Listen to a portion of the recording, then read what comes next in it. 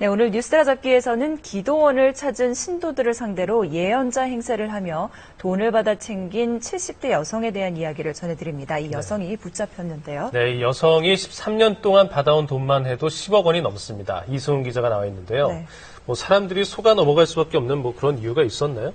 일단은 화려한 말솜씨로 예지자의 행세를 했고요. 또 자신과 나눈 대화를 다른 사람에게 발설할 경우 본인과 가족에게 큰 불행이 닥친다고 으름장을 놔서 소문이 퍼지고 자신의 실체가 드러나는 걸 미리 막았다고 합니다. 네. 신도들 사이에서 숙모님으로 불리며 신과 소통하는 존재로 알려졌다는 한 70대 여성. 예언자를 자칭한 이 여성의 행적을 따라가 봤습니다. 경기도의 한 기도원. 이 기도원에 다니는 신도들 사이에서는 아름아름 영험한 능력을 가진 이른바 숙모님에 대한 소문이 파다합니다.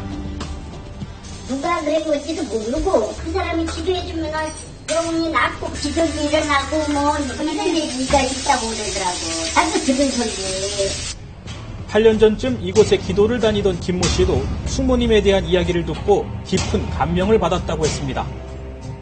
온통일 그 기도원에서 내려오지도 않고 그때 기도만 한다고 그랬으니까 우리 다리에서 기도하다가 겨울에는 얼어가지고 다리가 안 펴져가지고 낙타 무릎이 됐다고.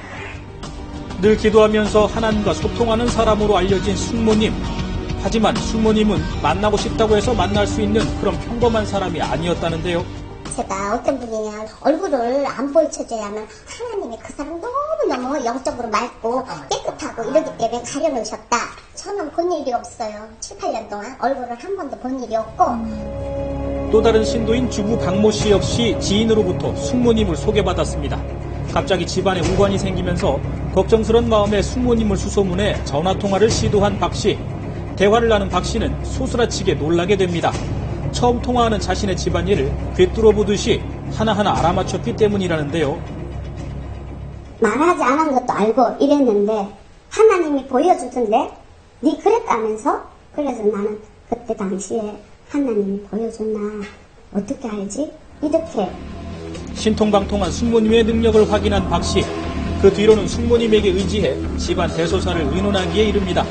친절하게도 때로는 숙모님이 먼저 전화를 해서 가족에게 사고가 날 수 있으니 자신이 기도로 막아주겠다 제안하기도 했습니다. 너무나 감사했던 박 씨. 그런데 이런 친절이 공짜는 아니었습니다. 예언을 해줄 때마다 박 씨에게 헌금을 낼 것을 요구했다는데요. 그 액수가 어마어마합니다. 안 좋은 일이 있을 것 같다. 하나님이 보여줬는데 헌금을 해라. 어느 날 갑자기 중생사제를 받으래요. 무통장으로 보내거든요. 여기 있네요. 이런 그때마다 틀려요. 보통 1,000만 원씩 500에서 1,000만 원 그런 식으로 전화 받아서 한 게 약 7억입니다. 그리고 매번 박 씨에게 입단속을 시키는 것도 잊지 않았습니다. 자신과 나눈 이야기를 남에게 말하는 순간 마귀가 끼어들어 그동안의 기도가 물거품이 되고 또 자신과 가족에게 큰 불행이 닥칠 것이라고 했다는데요. 때문에 박 씨는 숙모님과의 대화는 물론 수년 동안 보냈던 거액의 돈도 비밀에 붙여야 했습니다. 숙모님하고 얘기한 전화통화는 절대 아무에게도 발설을 못하겠어요. 발설을 하는 순간 사탄이 틈탄다. 그런 식으로 저를 입을 막았어요. 어느 순간에 쏙 빨려 들어갈 수밖에 없는. 숙모님으로 불렸던 사람은 이렇게 이른바 신비주의를 유지하면서 자신을 믿는 교회 신도들에게 10억 원이 넘는 돈을 받은 것으로 알려졌습니다.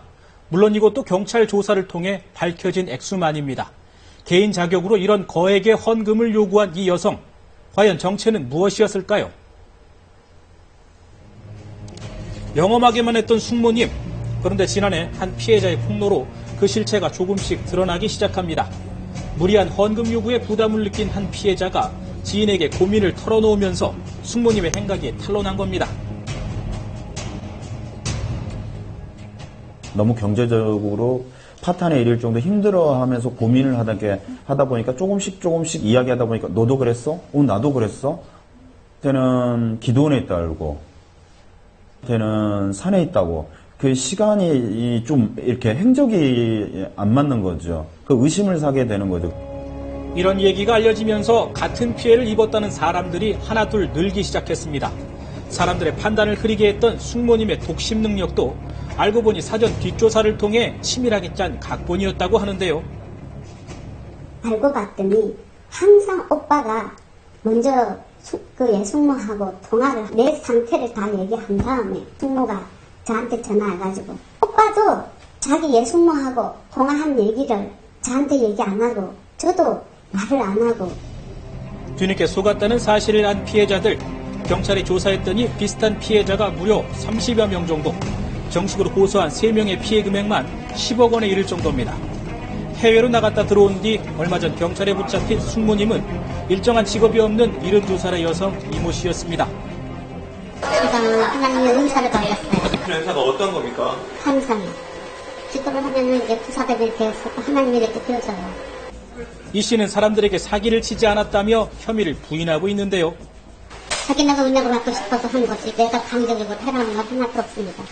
내가 기도를 하니까 헌금에 걸렸다 할래 그러면 아멘하고 하더라고요. 오늘 그럼 이렇게 받은 헌금은 어떻게 사용하셨어요? 어두운 교회에 보낸다고 부자매한테 분명히 그렇게 해가지고 선교사님이 와가지고서 가져갔습니다. 하지만 이 씨가 헌금을 보냈다는 교회와 선교사의 실체는 아직까지 확인되지 않고 있습니다. 그렇다면 동굴과 바위에서 뼈를 깎는 고통으로 기도를 하며 살았다고 알려진 숙모님 이 씨의 실제 생활은 어땠을까? 이 씨가 살았던 집을 찾아가 봤습니다. 한눈에 봐도 고급스러운 빌라, 집 면적이 270제곱미터에 이릅니다. 서울 강동구에 있는 매매가 11억 원 정도의 이 빌라도 얼마 전까지 실제 소유주는 이 씨였다고 합니다. 외국에서 직수입된 수국 가구로 해가지고 뭐 방마다 이제 백거리 팁을 해가지고 그런 그릇이 전부 다 명품 그릇이었고 일부 백화점에서 수천만 원씩 결제한 금액도 확인이 되고 있고요. 현란한 말솜씨로 13년 동안이나 예언자 행세를 해온 이 씨. 경찰은 이 씨를 사기 혐의로 구속하고 돈을 보낸 피해자들이 더 있는지 수사를 확대하고 있습니다.